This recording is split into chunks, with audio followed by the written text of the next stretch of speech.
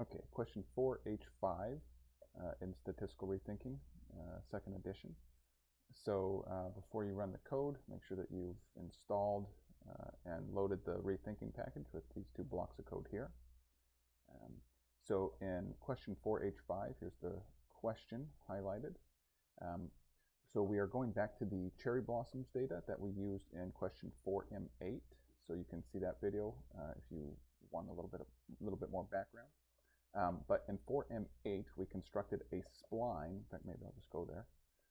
We constructed a spline in which we were modeling DOY, which is the day of the year that the cherry blossoms are blooming, and we were modeling that as a function of the year, right? So every year, where are we here? Okay, so the end result of that analysis was, on the y-axis here we have the day of the year, so this is 100 days into the year. We got a curve that was trying to look at any trend over the years of the date of the first cherry blossom bloom. Okay. Now in this question in 4H5, where we have to make a model with the same data, but instead of modeling DOY as a function of year, we're modeling it as a function of March temperature, or the temperature at which the DOY occurs is what I believe this variable is, but it's temp in the data frame. Okay, and it says that we can use any model that we like, including a linear model or just a straight line, a polynomial, or a spline. And I'm going to use spline here because that's what we used in the previous one, and I just thought it would make a nice complement. Okay. But again, instead of regressing DOY on year, we're regressing it on temperature. Okay. So first thing we need to do is to load our cherry blossoms data. Okay, and I'm calling that D, and then the question informs us that there are missing values here, and even though there's better ways of handling missing data, the way that we're going to handle it here is just to omit any missing data. And so the way that I do that is I take my data frame D, and I index only on the complete cases of where both DOY and temperature are available. And then I'm also grabbing those particular variables, DOY and temperature. So in the end, I can kind of see what my data looks like in a couple of ways here. In fact, I'll do both. I can get the structure, or I can just view the first few rows of the data. So the structure tells me that I have a data frame of 787 observations and 2 variables, and here's my 2 variables with a few instances. Okay, and with the head function, I get the first 6 rows of DOY and temperature, and this is just the row number. Okay, and notice that there's gaps in here, and so I take that to mean that there was missing values for either DOY or temperature for 52 and other values. Okay. So now we want to build a spline. Let's go through that code here. So again, you should check out the video for 4M8 for a little bit more detail, but I'll go a little bit quickly here. But we want our spline to have some number of knots, and I'm using 6. And the reason that I'm using 6 here is just because the range of, put it up here, because the range of the temperature, it's highlighted right here, is about 6 degrees, and so I'm just using 6 as the number of splines, but it's a little bit arbitrary, and if you have other reasons to use other quantities, then that's okay, as long as you can defend it. And now I'm saying where I want my knots to occur, and here's the code for that. And the degree of my knots, and I have 3. So just very quickly, so at every one of these knots along my graph, the line going through that, to call it to say a knot of 3 or a 3rd degree makes it a cubic. And what this does is it makes the lines coming in and out of the knot to be smooth and continuous. And so usually I think that 3rd degree polynomial terms here are most common for that reason. Okay, and so now I'm going to build my splines. Okay, and so I need to load the splines library, and I'm calling my splines B, and I make them with the BS function here. I think it's basis splines. Now in 4M8, you'll notice that where are we at here? That what we used was we built the splines on year because we were regressing DOY on year. But here we want to regress on temperature, and so I'm building my spline on temperature. Okay, and then let's just we'll see what B looks like, and then we'll see the first few rows of B. Okay, and then I'll also plot it here. Okay. So again, here's my structure of B. So I have, so I'm defining a matrix here of 787 rows and 8 columns.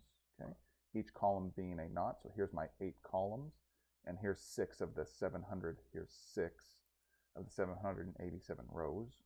Okay, and again, each one of these columns represents a knot, and then each row is a curve and its value at each of these knots. Okay, here's what the graph looks like.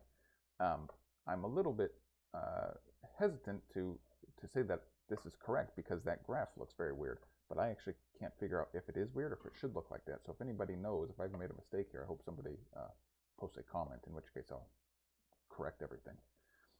But I think this is correct. Okay. So nevertheless, we need to now build our model using these splines. Okay, so I'm using the QAP function, and I'm going to regress D, and D here, when I'm defining my data, I'm defining D as DOI, day of year. Okay, and so I'm regressing it as a normal variable, normally distributed variable, and mu is being regressed on this linear model with an intercept, which is a parameter that we're going to estimate, and then B, which is our spline values. So we're treating B as our data, right? That's what we had up here. That's what we made there.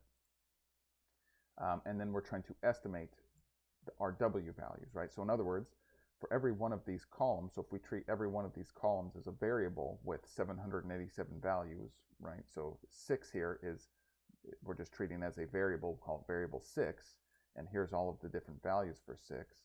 We want to know what value of W to multiply 6 by, or the variable 6, to adjust that curve up or down so that it fits our data best. Okay, and so we're going to be estimating the parameters for these W values. Okay, and so there's going to be one W value for every one of our splines, or for every one of our curves.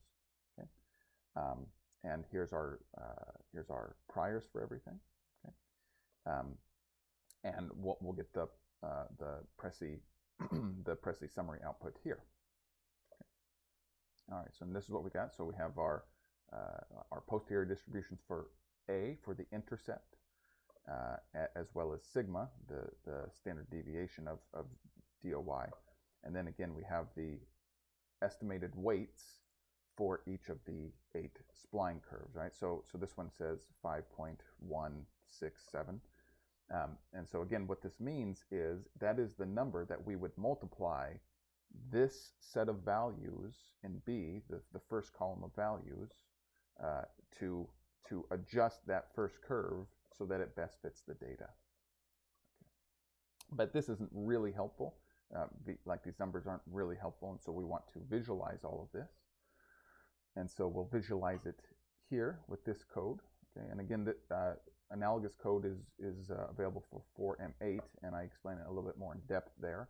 So you should check that out. But roughly, we are finding the expected values for each observation in the data frame with link.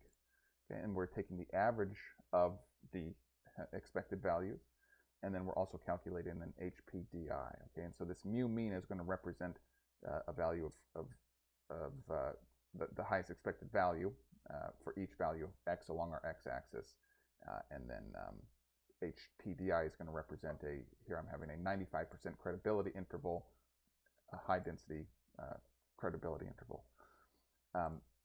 There's one thing that we need to do here that it took me a while to realize what my mistake was, and that is this step right here. So let me explain this really quickly. So in 4M8, the years are already numerically in order, right? So, well, let me see here. So the year 1000 comes before 1200 every time. And so it's already organized like that in the data. But here, the temperatures, one year, the appropriate temperature could be 70 degrees, and the next year 74, and then 68, or whatever the case is. But in other words, in the data, temperature is not already ordered, and so we need to order our data appropriately. And the way that we're going to do that is we're going to create this indexing variable called temp order, and so we are just ordering with the order function these values. Okay, and so this is going to assign the order of each value in temp, right? So the lowest value is going to get a 1, and then the next value is going to get a 2, and so on. Okay, and so now whenever we are pulling some data, we're going to put it into the temp order by, again, indexing on this variable called temp order. Okay? So we're going to plot that. Okay, so we're going to have the data. We're going to plot the data, and then we're going to have a line, and that line is going to be mean mu. Okay, so that's the highest, the most expected value at each value of x, and then we're going to have a credibility interval put around that.